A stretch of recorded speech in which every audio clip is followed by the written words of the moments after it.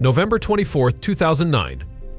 A day that would end in tragedy for an adventurous medical student who embarked on what seemed to be an exciting exploration of the Nutty Putty Cave in Utah, a cave known for its challenging and narrow passageways.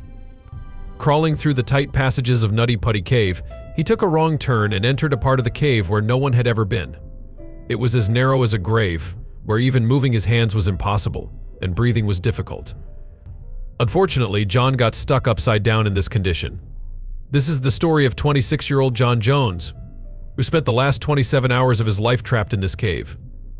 What happened in those tense hours deep within the Nutty Putty Cave? Why couldn't the rescue team save him, despite their tireless efforts and advanced techniques? Let's explore this tragic tale.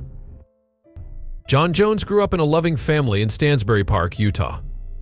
From a young age, he was fascinated by the natural world, always eager to explore the outdoors. John was the eldest of 5 children and was known for his adventurous spirit. His father, Lynn, introduced him to caving when John was just a teenager. The thrill of navigating through dark, narrow passageways captivated him. John's passion for caving grew, and he began to explore more complex and challenging caves. In 2009, John was a medical student, working tirelessly towards his dream of becoming a pediatrician. He and Emily had recently welcomed their first child, a baby girl named Elizabeth. Life was busy but fulfilling for John. Despite his demanding schedule, he always found time for his family and his passion for caving. Nutty Putty Cave, located near Utah Lake, was discovered in 1960 by Dale Green. Since then, thousands of adventurous young people have come here to test their skills. Nutty Putty Cave is famous for its tight, slippery, and winding passages. There is only one way to enter the cave, and it is just 30 inches wide. This means that only young people with a waist and chest smaller than 30 inches can enter. Every year, around 20,000 people come here to hone their skills. However, between 1999 and 2004, several accidents occurred here, raising many safety concerns about the cave.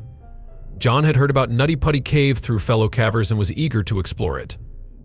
The cave had a reputation for being both thrilling and dangerous, with several sections requiring careful maneuvering and expert navigation. John was confident in his caving skills and believed he was prepared for the challenge. On November 24, 2009, John, his brother Josh, and several friends decided to explore Nutty Putty Cave. The group was excited about the adventure, and John, in particular, was looking forward to the experience. They arrived at the cave in the late afternoon equipped with helmets, headlamps, and other necessary gear. As they entered the cave, the group was filled with a sense of excitement and anticipation. They navigated through the main entrance and began exploring the various passages. The cave was dark, damp, and cold, with narrow tunnels that required them to crawl, squeeze, and contort their bodies to move forward. Despite the challenges, John was in high spirits, enjoying the thrill of the exploration. As the group ventured deeper into the cave, John decided to explore a passage known as the Birth Canal. This section of the cave was infamous for its tight and constrictive nature, challenging even the most experienced cavers. John believed that he could navigate through it without much difficulty. However, as John made his way through the Birth Canal, he encountered a narrow spot that was much tighter than he had anticipated. He tried to maneuver his body but found himself stuck headfirst in an awkward position. He was unable to move forward or backward. Panic began to set in as he realized the severity of his situation. John's brother Josh quickly noticed that something was wrong and rushed to help. He tried to pull John out, but it was no use. John was firmly wedged in the narrow passage. The group immediately called for help, and within hours, rescue teams arrived at the scene. The rescue operation was complex and dangerous. The cave's narrow tunnels and tight spaces made it difficult for rescuers to reach John. They used ropes, pulleys, and other equipment in a desperate attempt to free him. The rescue effort was further complicated by the fact that John was trapped in an inverted position, which put immense strain on his body. Despite their best efforts, the rescuers were unable to free John. The situation became increasingly dire as the hours passed. John's condition worsened, and he was in excruciating pain. Throughout the ordeal, he remained conscious and in good spirits, talking to his family and rescuers. His wife, Emily, communicated with him from above ground, providing words of comfort and encouragement. As the rescue operation continued, the team faced numerous challenges.